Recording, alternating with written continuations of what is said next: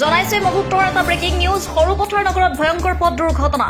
সৰুপথাৰ নগৰ আছাদীপ ৰেষ্টুৰেণ্টৰ সমীপত AS05N 1896 number এখন গ্লেমাৰ বাইক এখন ই-ৰিক্সাত প্ৰচণ্ড জোৰে খুন্দা মাৰে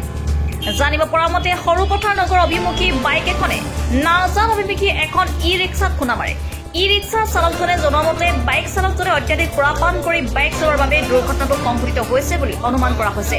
আৰু ই-ৰিক্সা চালকজন সৰুপথাৰ ৩ নং ৱাৰ্ডৰ সজল বসাক আৰু বাইক চালকজন সুকিয়া পথাৰ অঞ্চলৰ ফ্ৰান্সিছ কুজুৰ বুলি জানিব পৰা গৈছে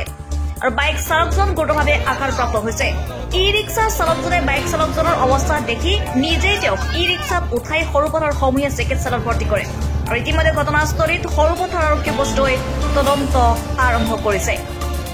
আমি আহিছো ইয়াত দেখিছো মানুহ এটা পৰি আছে তাৰপিছত মানে যিখন টমটমত মাৰিছে সেইখন টমটমতে আমি উঠাই পেলাই আকৌ পঠিয়াই দিছো মানুহটো ক'ৰ আছিলে কিবা গম নাপাওঁ মুখাৰীৰ পৰা তেজ পৰা আছে আমি আহি তেওঁ ৰখিছো চবে চাই আছে আমি কৈছো হস্পিটেল নিয়ক নহ'লে মৰি দিব পাৰিছে হস্পিটেলত নি আছে এতিয়া টমটমখন কিমান সময় ঘটনা এইটো আপোনাৰ এতিয়া 10 মিনিট 15 মিনিট হৈছে 10 মিনিট 15 মিনিট হয় কিহত নিলে টমটমতে নি আছে টমটমত নি আছে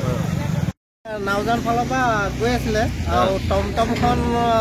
সৰুপথাৰ টাউনেদি ইপাৰলৈ গৈ আছিলে SD অফিচৰ হয় এই PN গগৈ যি আমাৰ ONDC যিজন চাকৰি কৰে তেওঁৰ সন্মুখতে মানে আজি বাইকখনে আহি টমটমখনৰ মুখামুখি খুন্দা হয় টমটমখনৰ গিলাচ ভাঙি যায় আৰু বাইকৰ আৰু সিজন অৱস্থা সংকটজনক